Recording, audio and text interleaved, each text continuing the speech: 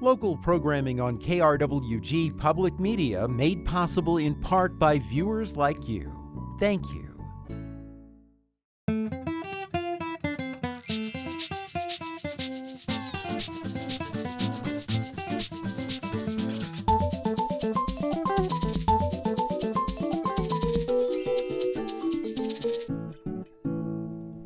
Hello and welcome to Fronteras, a Changing America. I'm Anthony Morneau. A local organization continues in its mission by connecting border communities to public lands and conservation efforts. Joining us is Ángel Peña, Executive Director of the Nuestra Tierra Conservation Project. Thank you so much for joining us again on the program, Ángel. Good to see you, Anthony, and thank you for the opportunity. Yes. Let's start off talking about your organization and its mission in community building. On your website, you talk about your group's organizing principles and advocacy issues and how you connect with local communities to address these things. Can you share with us a little bit more about this? Yes, absolutely. And thank you for the question. So here at Nuestra Tierra, the team and I wake up every day to ensure that deliberately, historically excluded communities not only have access to the outdoors, but that they have access to the public land management process. And we do this through advocacy, education, and good old people empowerment. For us, we have a crazy idea that we're committed to, that the deliberate cultivation of community only results in appropriate amplification of our community and conservation of our wild and open spaces. So give us an example of how this is put into action. Yeah, absolutely. When Nuestra Tierra started, we were all about just getting our kids outside, our youth, right? The next generation outdoors, because no one can do a better job of talking about why conservation is so important than our natural, beautiful landscapes, Nuestra Tierra. We quickly realized that we couldn't do it all on our own. We couldn't get every kid outside. So then we looked at the tools in our tool belt when we created, and that's when we created the first of its kind New Mexico Outdoor Equity Fund. And now one of our projects that we're very proud of and leading on is the Outdoor Future Initiative, essentially a national outdoor equity fund so that we can continue to empower our most overlooked youth to get outside and explore tradition and culture. Now, how important is coalition building in this effort to that mission? Absolutely. For us, it's all about relationships, and you can't build authentic relationships without building trust, right? And so every coalition or team that we are a part of, we want to make sure that we are not only leading with questions, but leading with lived and learned experience. And to do that takes strong trust and people that you're willing to co-conspire with, even when you have a crazy administration or crazy other elected officials.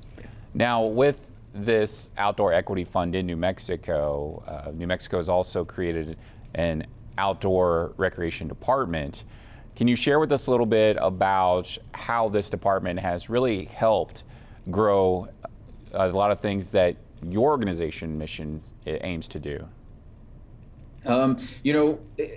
So here at Nuestra Tierra, we are nothing without, again, our relationships, our partners. I'm very proud to partner with the New Mexico Office of Outdoor Rec, specifically Ms. Axie Navas and Alyssa over in that office, that make sure that the most deliberately, or the folks that have everything to lose, those folks who live on the ground, have a voice, and that things aren't just happening to them, but that communities have an opportunity to co-conspire with our state offices. And so nothing but a privilege to be working with that office, who makes sure that the ultimate intent continues to power the vision forward.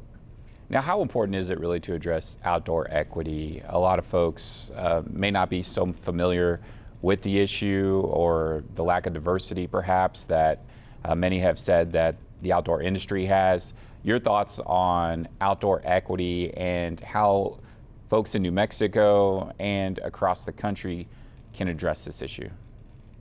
Our nation's wide open spaces, public lands and waters are often seen as a pride of who we are, but there's a reality to the barriers to our frontline communities of being able to access these places. Everything from putting fuel in the car to sometimes feeling excluded. I can tell you when my daughter and I, when we go hunting down here on the Frontera, for turkey season's coming up. It can be intimidating when you have a big old truck coming to you that maybe is not CBP, but is part of the Bureau of Land Management or National Park Service, that just creates and activates triggers, right? So even when we're just trying to continue the tradition of being outside, there are some real barriers that we have to tackle. And so equity is very real for all of us, especially down here on the Frontera. Now we're trying to learn a little bit more about just how the pandemic has impacted the outdoors and folks getting outside. We've heard a lot of reporting about people seeking refuge in the outdoors during the pandemic. How has your organization worked to perhaps address this issue and get more people outside during a time where a lot of folks were concerned about COVID-19? Absolutely. Well, for us, again, we're nothing without our partners, and so work very closely with organizations like Friends of the Oregon Mountain Desert Peaks, the New Mexico Wildlife Federation, and others here who are committed to ensuring that our youth can put their boots on the ground, right, and get dirty and have a good snack and create and cultivate community with one another. For us here at Nuestra Tierra, we realized, again, we're all part of a bigger community, and we're looking at the tools in our tool belt. That's when we continue to think strategically to see how we can take this crazy idea, something like the New Mexico Outdoor Equity Fund, and take it to the next level. That's really when the Outdoor Future Initiative, and we know that everybody in the DC Beltway loves their acronym. So FUTURE stands for Fund for Underrepresented Tribal, Urban, and Rural Equity. This piece, or right now, she's just a crazy idea being led by ethnically and culturally diverse leaders from across the country. But once the words are solidified, our senior senator here in the state of New Mexico, Senator Heinrich, will be leading on that initiative to take all this lived and learned experience, some realities that we learned through COVID-19 to ensure that we are not only able to take on all the punches that come towards us, but continue to empower our most excluded communities to get outdoors. And so that's really what we've been focused on these last couple months and year. We've been able to come across some data that kind of addresses this issue. 2021 Outdoor Participation Trends Report by the Outdoor Foundation addressed diversity, saying 72% of outdoor participants are white. Hispanics represented 11%. According to this report, Hispanics had the highest participation growth, increasing about 6% annually over the past 3 years. Do you think this is due to more awareness, thanks to organizations like yourself and other organizations across the country that are really trying to address this issue and get more people introduced to the outdoors and public lands? Absolutely, Anthony. It's a community who've identified a problem and who've come together to help identify solutions, right, and ask bigger and harder questions to help get us there. So yes, it's been a time absolutely of devastation, but one of learning and one where we're excited to continue to power forward as community. Now, the report also still states that Black and Hispanic Americans still remain significantly underrepresented outside. So how can outreach by public land officials and policymakers, and of course the outdoor industry, help address this? By not overthinking it. Anthony, I know this is a question I've asked you in the past, and so I'm going to ask it again.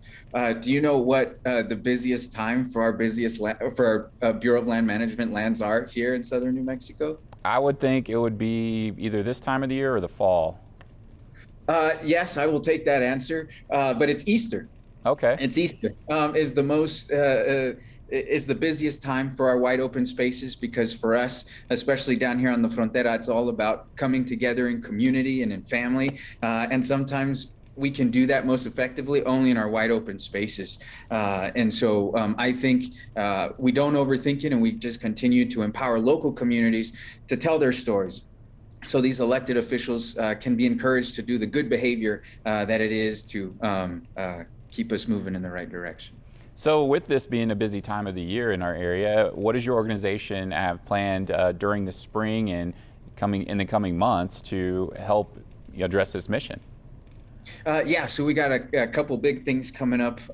June 8th is the birthday of the Antiquities Act. Down here, our local partner communities just down south in El Paso, Castner Range, or a community advocating for the creation of a Castner Range National Monument. And so very excited to co-collaborate and co-conspire with our communities down south to really knock that one out of the park and empower communities to just get outside. We also have Latino Conservation Week, which is something not only unique to southern New Mexico or the Frontera, but really is a time and space across the nation for Latinos to be reminded of like where we come from and how we like to get together. And that's sometimes around a discada or a campfire, just sharing stories and creating memories. So those are two big ones that we have coming up.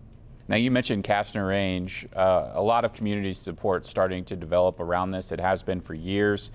In El Paso, there's been a long-standing community effort to get Castner Range named a national monument. Folks are calling on President Biden to do that through the Antiquities Act. So I'd like to hear from you, because you recently participated in a meeting with Interior Secretary Deb Haaland at the range in the area, participated in a hike, I believe, of some sorts, or meeting up. Can you share with us a little bit about that experience and what took place?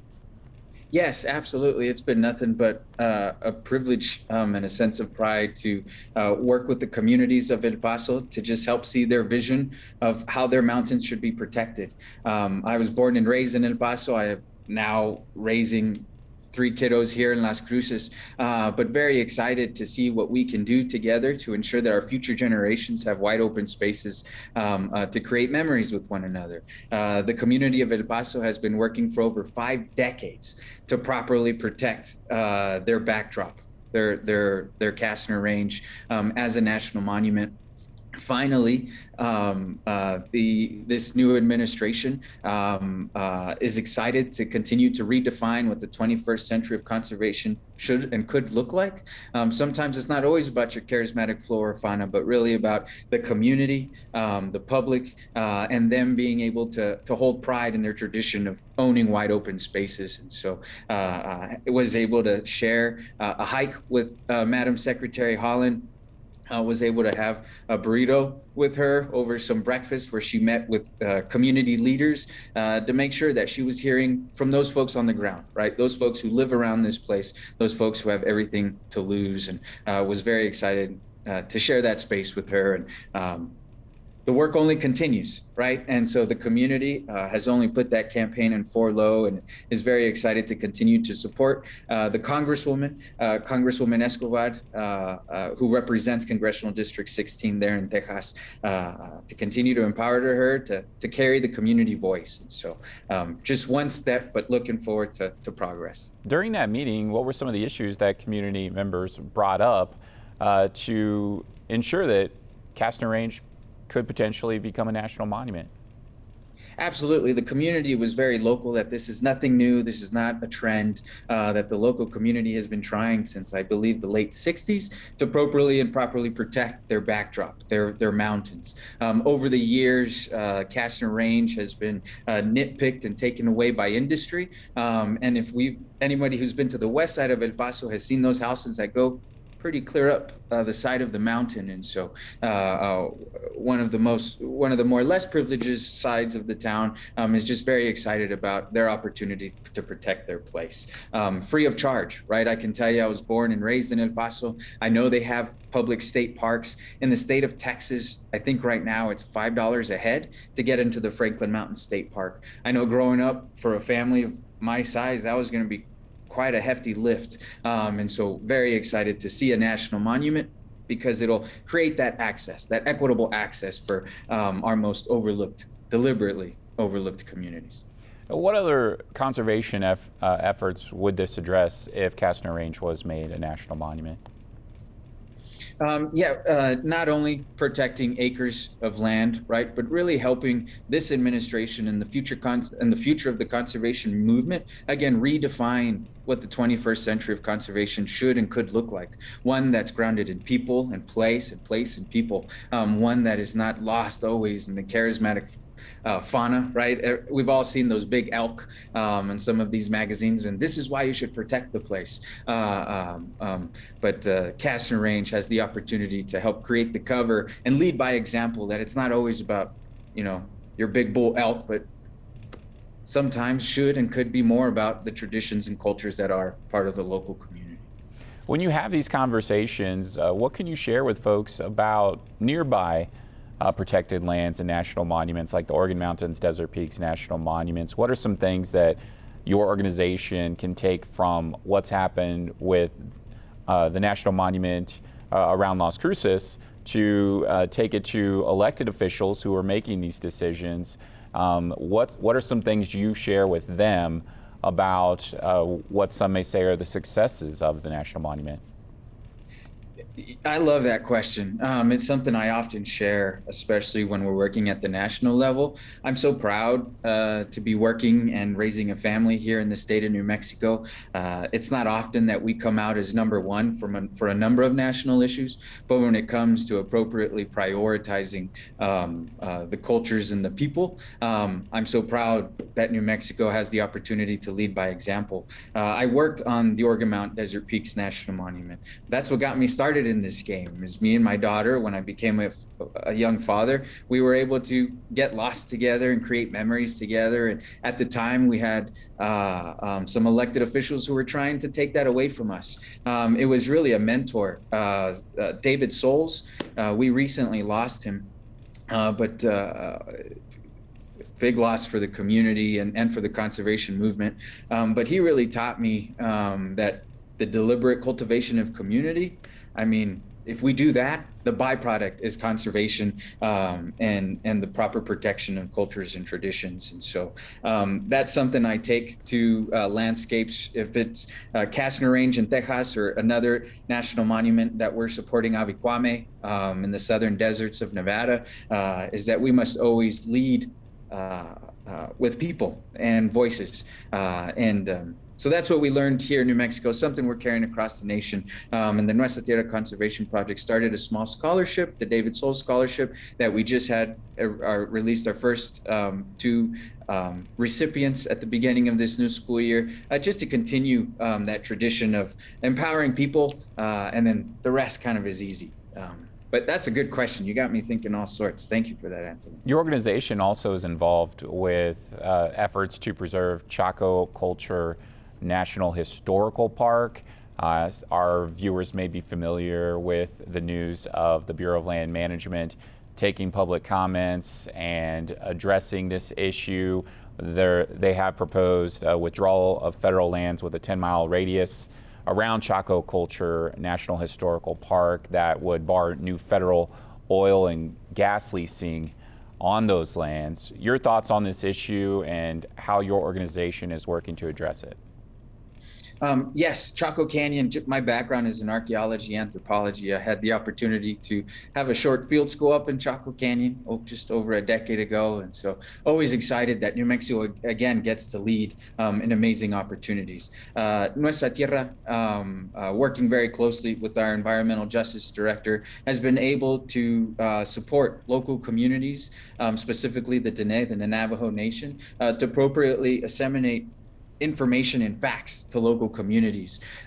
If folks wanted to visit and take action, you can visit our website, nuestra-tierra.org. And one of the first things you will see is the Take Action page to ensure that all of us here in New Mexico have one voice, right? Again, our mission here at Nuestra Tierra is to ensure that all deliberately historically excluded communities have access to the public land management process. And so we're taking this very personal, and very excited to be working in partnership with our Dene and Navajo Nation to continue to spread the good information. Your organization has called for a clean and just energy transition. What do you mean by that?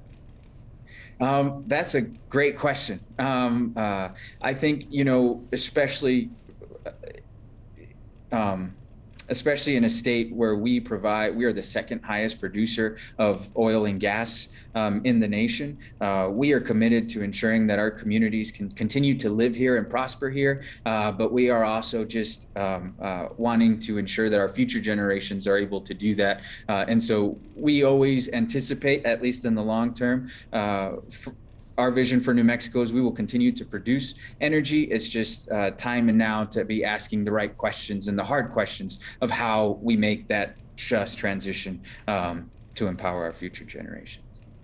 The Land and Water Conservation Fund, your group says it was a win for communities in our area. How so? Just parks here in town, for perfect example. Apodaca Park will now have additional resources to continue to see its ultimate vision through, to provide a place for the community to recreate and to safely and for all of us to have equitable access to the outdoors. There's also another park down here, Garcia Park, I believe, will also now have the opportunity to continue to build out its foundations and continue to empower communities, especially ones that are located maybe not in the more economically privileged parts. And so big and small wins, and many still to come. Your organization works, you mentioned, with the next generation of potential public land stewards. You have many different outings with families. You work with youth to get them outdoors as well.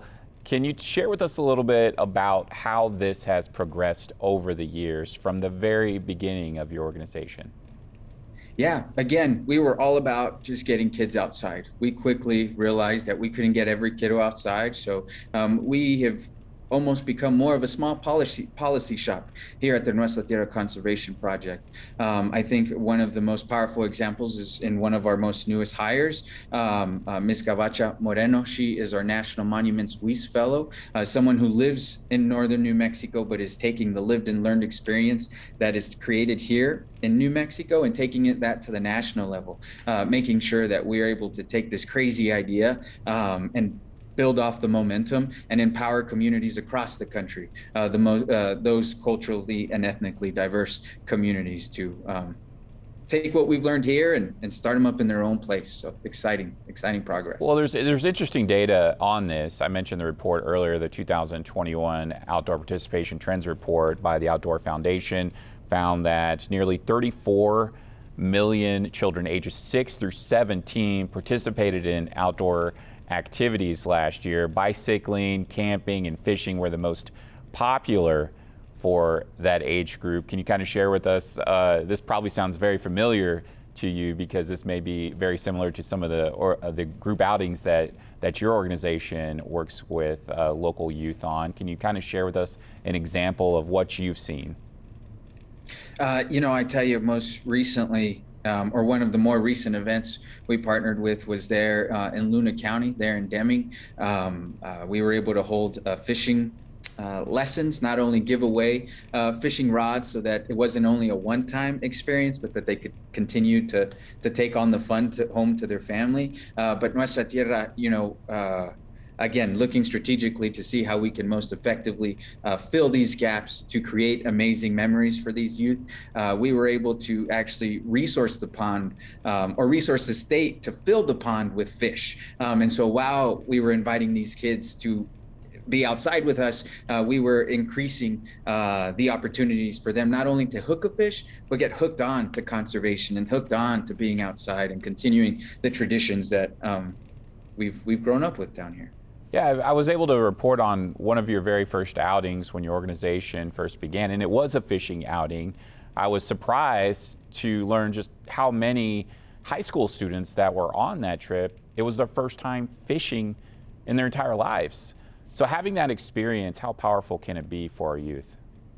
Oh, it definitely changed the type of boots that I wear when I go outside, that type of experience. I know this Thursday, again, working in close partnerships and with Lynn Middle School, one of our community schools, we will be doing a small fishing lesson and harvest, hopefully, of course, to release there at the park on Thursday, because we have identified and acknowledged the power of just empowering kiddos to have a good time outside, and the long-lasting effects of that. Now, of course, all of this does take funding and support. So how important is that to your mission, and how can really folks become a part of that and support your efforts? Anthony, I appreciate that. A vision without resources is little more than a hallucination. So again, I would invite folks to our website at nuestra-tierra.org to see how you can not only take action, but continue to ensure that we have the resources to not only spread the mission, but continue to fill ponds or partner with organizations to continue this vision moving in the right direction, for sure. Now, and then I would also say, not only at Nuestra Tierra, but please look at any local organization who's committed to putting our community first, because it takes all of us, right? So. Now, moving forward, we just have a little over a minute left, but I want to ask you, where do you see this organization going in the next 5 years? Oh, man. Well, we started in 2019, largely with me working on a computer in my kitchen. We now have a staff spread across the state of New Mexico who wakes up every day to ensure that we're asking those hard questions. Where we will be in 5 years, hopefully continuing to lead by example across the country to share what we have built here in New Mexico and use it as a model to empower communities, those deliberately historically excluded, of course. Ángel Peña is Executive Director of the Nuestra Tierra Conservation Project. I want to thank you so much, Ángel, for joining us again on the program. Thank you. Thank you, Anthony.